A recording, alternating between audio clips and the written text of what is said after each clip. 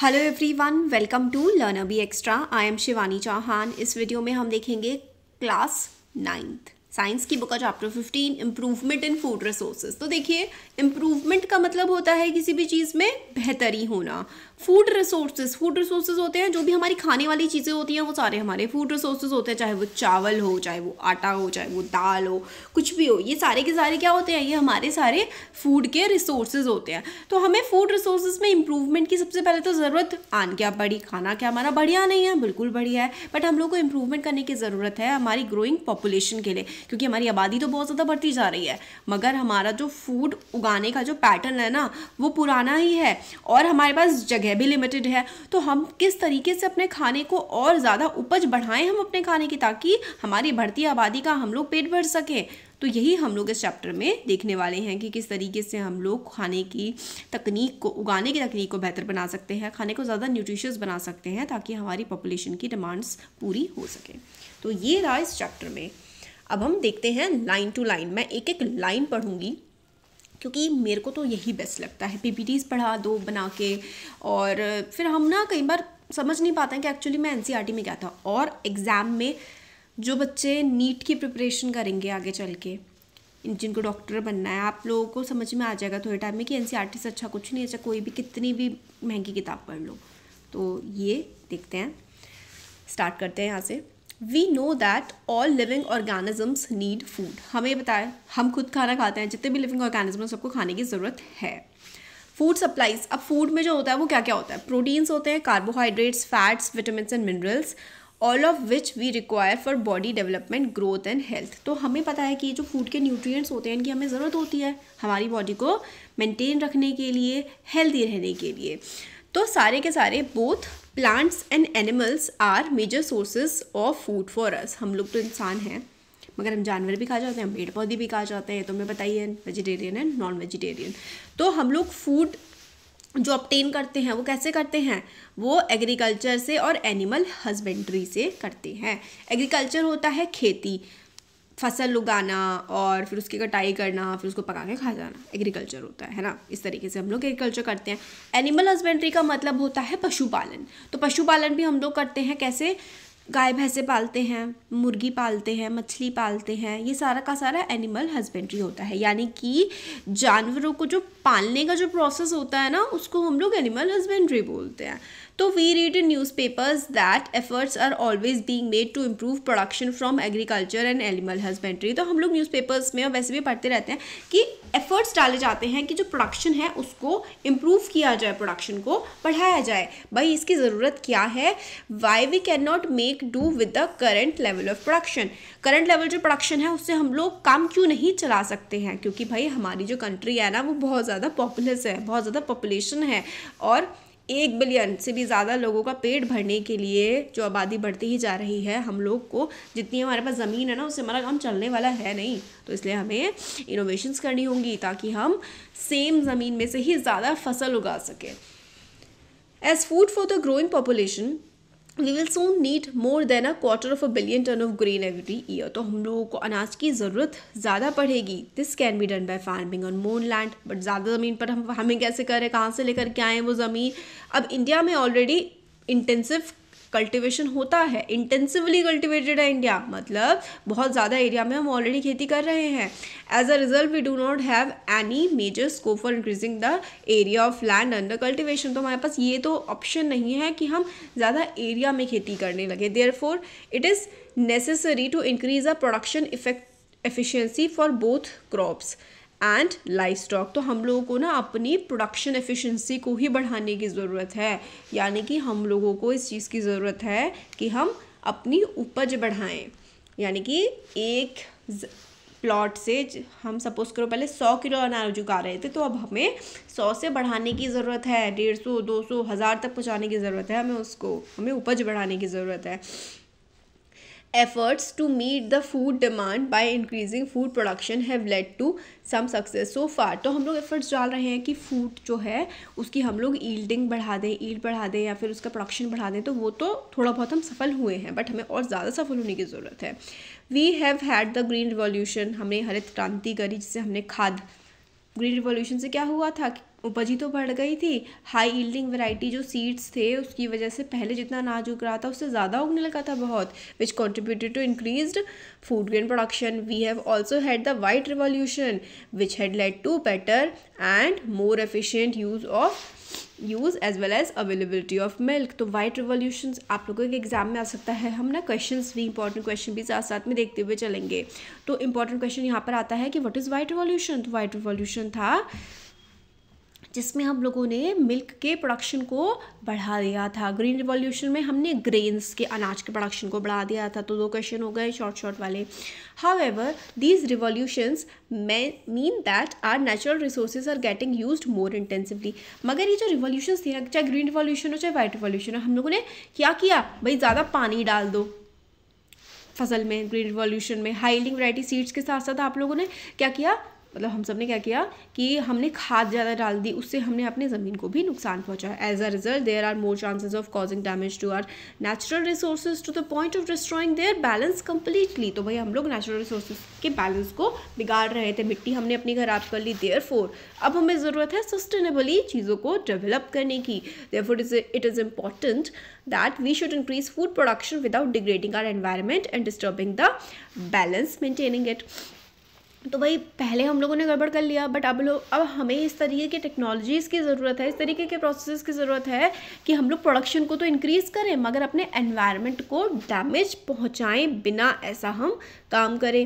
Hence there is a need for sustainable practices in agriculture and animal husbandry. तो हमें क्या करने की ज़रूरत है, हमें सस्टेनेबल प्रैक्टिसेस की ज़रूरत है एग्रीकल्चर में और एनिमल हस्बेंड्री में। Also, simply increasing grain production for storage in warehouse cannot solve the problem of malnourishment and hunger. तो malnourishment and hunger, malnourishment होता है, देखिए नरिशमेंट का मतलब होता है कि आपकी बॉडी को सारे न्यूट्रिएंट्स मिल रहे हैं। माल नरिश होने का मतलब है कि बॉडी को सारे न्यूट्रिएंट्स नहीं मिल रहे हैं, हंगर है, भूख।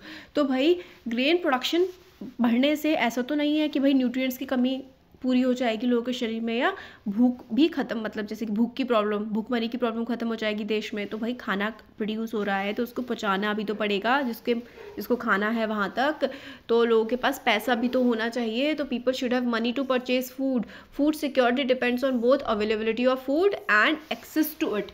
तो food security in India chapter है ना सिविक्स में, उसमें क्या है कि भाई क्या होता है सिक्योरिटी का मतलब, सिक्योरिटी का मतलब होता है कि भाई फूड अवेलेबल होना चाहिए और फूड की एक्सेस होनी चाहिए। भाई चॉकलेट खाने का मन है बट जेब में तो पैसे नहीं है, बट दुकानदार के पास तो बड़ी सारी चॉकलेट है, तो चॉकलेट की अवेलेबिलिटी तो है ना, बट आपके पास उसकी एक्सेस नहीं है। इसका मतलब कि फूड सिक्योरिटी होने के लिए अवेलेबिलिटी प्लस एक्सेस का होना ज़रूरी है। दुकान में है सामान मगर लोगों के पास पैसे भी तो होने चाहिए ना उस अनाज को खरीदने के लिए। तो दोनों की दोनों प्रॉब्लम को सॉल्व करना बहुत ज़्यादा ज़रूरी है गवर्नमेंट के द्वारा। Majority of our population depend on agriculture for their livelihood. ज़्यादातर जो हमारी पॉपुलेशन है वो अपने जीवन यापन के लिए किस पर डिपेंड करती है, खेती बाड़ी पर डिपेंड करती है। Increasing the income of people working in agriculture is therefore necessary to combat the problem of hunger. तो पहले हमें पता लगा कि भाई प्रॉब्लम क्या थी, प्रॉब्लम थी हंगर एंड माल न्यूट्रिशन। फिर हमें पता लगा कि भाई हंगर एंड माल न्यूट्रिशन हम अगर कैसे सॉल्व करें, ठीक है सॉल्व कर दिया। मान लो हम लोगों ने अवेलेबिलिटी की प्रॉब्लम सॉल्व कर दी, पर उसके बाद एक्सेसिबिलिटी की भी तो करनी पड़ेगी। फूड ग्रेन अवेलेबल है खरीदने के लिए, पैसा भी तो होना चाहिए। तो यानी कि जो हमारे जो एग्रीकल्चर में लगे हुए लोग हैं उनकी इनकम को बढ़ाना ज़रूरी है, तभी हम भूखमरी से लड़ सकते हैं। Scientific management practices should be undertaken to obtain high yield from farms. तो फार्म से जो है ज़्यादा उपज निकालने के लिए हम लोगों को साइंटिफिक टेक्नोलॉजी का इस्तेमाल करना पड़ेगा। For sustained livelihood one should undertake mixed farming. अब हमें क्या क्या करना चाहिए, हमें बताया गया है कि भाई साइंटिफिक मैनेजमेंट प्रैक्टिसेस का इस्तेमाल करो ताकि हाई यील्ड्स जो है निकल सके फार्म से। आंसर दे दिया हमें कि भाई क्या करो, अब भाई उपज बढ़ाओ, कैसे बढ़ाओ, तो उपज कैसे बढ़ाओ, how to increase production, important question भी है और इसका आंसर भी हमें यहाँ पे मिल जाता है। By using scientific management practices to obtain high yield from farms.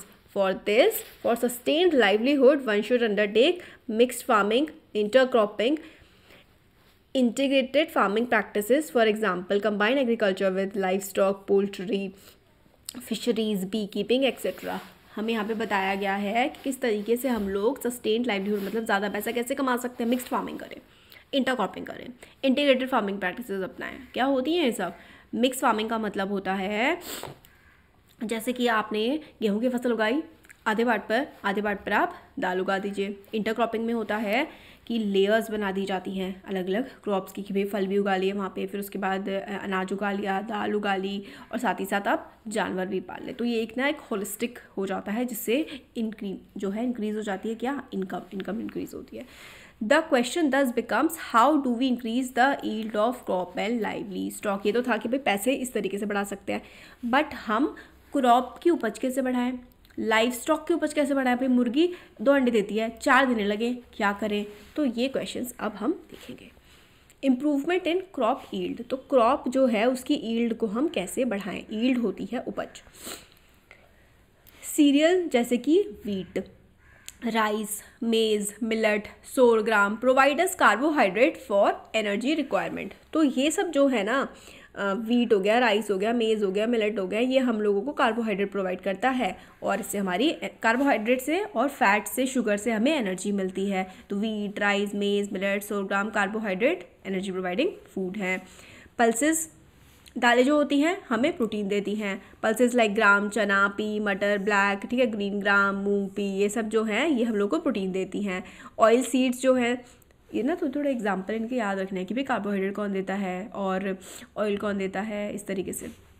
Oil seed जैसे कि सोयाबीन, ग्राउंडनट, सीसम, कैस्टर, मस्टर्ड, लिनसीड, सनफ्लावर, ये हमें फैट देते हैं। तो फैट कौन कौन देते हैं? 2 नाम याद रख लो, सोयाबीन, ग्राउंडनट। और वेजिटेबल हो गए, स्पाइसेस हो गए, फ्रूट्स हो गए, ये हम लोगों को क्या देते हैं? वेजिटेबल, स्पाइस, फ्रूट, ये हमें देते हैं विटामिन और मिनरल्स इन स्मॉल अमाउंट्स। तो हमें किससे क्या क्या मिलता है वो हम लोगों ने देख लिया। अब in addition to these food crops, और ये हम लोगों को थोड़े थोड़े अमाउंट में फ्रूट्स, वेजिटेबल, प्रोटीन, कार्बोहाइड्रेट और फैट भी मिल जाते हैं। अब फूड क्रॉप की जगह हमें फोटो क्रॉप भी होती है। फोटो क्रॉप कौन खाते हैं? जानवर खाते हैं। Like berseem, oats and Sudan grass are raised as food for the livestock. जानवर भी तो घास खाएंगे, तो उनके लिए ये सब उगाया जाता है। अब ये देखिए अलग अलग हमें फोटोज दे रखे हैं डिफरेंट टाइप्स ऑफ क्रॉप्स। अब क्वेश्चन है यहाँ पे, what do we get from cereal, pulses, fruits and vegetable? Answer देखा था ना हमने, सीरियल से हम लोगों को क्या मिलता है? कार्बोहाइड्रेट। पल्सेस से हम लोगों को मिलता है प्रोटीन। फ्रूट्स और वेजिटेबल से हम लोगों को विटामिन एंड मिनरल्स मिलते हैं। तो इस तरीके से हमने आंसर इसका ये देखा। नेक्स्ट देखिए, different crops require different climatic condition. तो अलग अलग जो क्रॉप्स होती हैं उनकी जो क्लाइमेटिक कंडीशन होती है, जैसे कि टेम्परेचर, फोटो पीरियड का मतलब होता है कि उनको लाइट कितने समय की चाहिए। तो अलग अलग क्रॉप को अलग अलग तरीके से उगती हैं। किसी को ज़्यादा टेम्परेचर चाहिए, किसी को ज़्यादा सनलाइट चाहिए, किसी को ज़्यादा रेनफॉल चाहिए, किसी को कम चाहिए, है ना। तो सबका जो ग्रोथ साइकिल होता है ना लाइफ का, अलग अलग क्रॉप का अलग अलग होता है। Different crops require different climatic condition, temperature and photo periods for their growth and completion of their life cycle. अलग अलग क्रॉप का अलग अलग फोटो पीरियड, यानी कि अलग अलग सनलाइट, अलग अलग टेम्परेचर कंडीशंस उनकी होती हैं ग्रो करने के लिए, बड़े होने के लिए। Photoperiods are related to the duration of sunlight. तो आपसे क्वेश्चन पूछा जा सकता है, व्हाट इज फोटो पीरियड? तो photoperiod related to the duration of sunlight, कितने समय सन रहेगा वो होता है photoperiod. Growth of plants and flowers dependent on sunlight as well as we all know, plants manufacture their food in sunlight by process of photosynthesis। तो photosynthesis के process से plants जो हैं sunlight के टाइम पर अपना खाना बनाते हैं। These are called crops. There are some crops which are grown in rainy season। कुछ crops होती हैं जिनको हम लोग rainy season में उगाते हैं, और उनको हम लोग क्या कहते हैं? खरीफ क्रॉप। Important। सबसे पहले तो आपसे पूछा जा सकता है कि what is a kharif crop, कब उगाई जाती है, कौन से सीजन में, कौन से मंथ में, और खरीफ क्रॉप के एग्जाम्पल दो। तो खरीफ क्रॉप उगाई जाती है मंथ ऑफ जून टू अक्टूबर।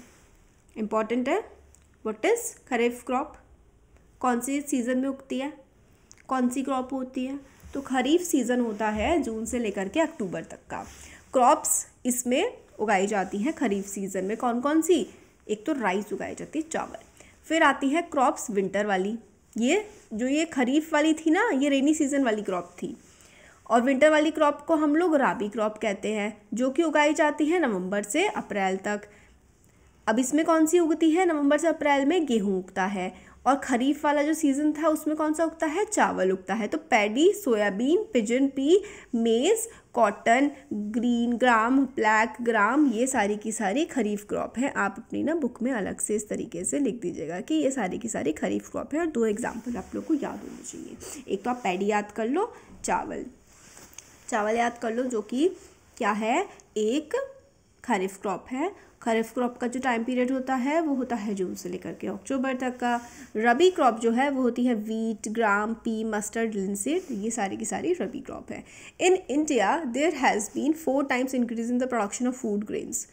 1952 से 2010 तक जो है बहुत ज़्यादा हमारा फूड ग्रेन बढ़ चुका है, with only 25% increase in the cultivable area. मतलब लैंड एरिया जो हम लोगों ने खेती के लिए बढ़ाया है वो 25% बढ़ाया है, बट 4 गुना हमने उस पर फसल एक्स्ट्रा उगा ली है क्योंकि ईल्ड बढ़ा दी है हमने। हाउ हैज़ द इंक्रीज, ये इंक्रीज क्यों अचीव हो पाया है, हम लोग देखेंगे। प्रैक्टिसेस जो हम लोग पहले कर रहे थे वो उससे हमने बेटर कर ली हैं। We can see that we can divide it into 3 stages. कैसे हम लोग बढ़ा पाए, 3 स्टेजेस में हम लोग देखेंगे। First is the choice of seed for planting, तो जो सीड उगा रहे हैं वही बेहतर हम लोग यूज़ करने लगे हैं। The second is the nurturing of the crop plant, अब हम बेहतर तरीके से उसको नर्चर कर रहे हैं, बेहतर तरीके से ध्यान रख रहे हैं। Third is the protection of growing and harvested crop from loss, तो फिर जो क्रॉप उग रही है उसको हम लोग प्रोटेक्ट कर रहे हैं, लॉस नहीं होने दे रहे। 10 major groups of activities for improving crop yields can be classified as, important है कि भाई क्रॉप यील्ड कैसे बढ़ाई जा सकती है, तो क्रॉप वैरायटी इम्प्रूवमेंट, मतलब जो आप क्रॉप उगा रहे हो उसकी वैरायटी को इम्प्रूव कर दो, प्रोडक्शन इम्प्रूव कर दो, या फिर उसको जो आपने क्रॉप उगाई है, आपकी कटाई वटाई हो गई है, उसको अच्छे से प्रोटेक्ट करो। तो आपको अच्छे बीज का इस्तेमाल करना है, जब फसल उग रही है, लगी हुई है खेत में, तब उसका ध्यान रखना है, और फिर उसके बाद जब वो उग के कटाई हो जा रही है तो उसको लॉसेस से बचाना है फर्दर। अब ये क्रॉप वैरायटी इम्प्रूवमेंट ये हम लोग नेक्स्ट वीडियो में दिखेंगे। वीडियो पसंद आया है तो लाइक करें, चैनल को सब्सक्राइब और शेयर करें। Thank you.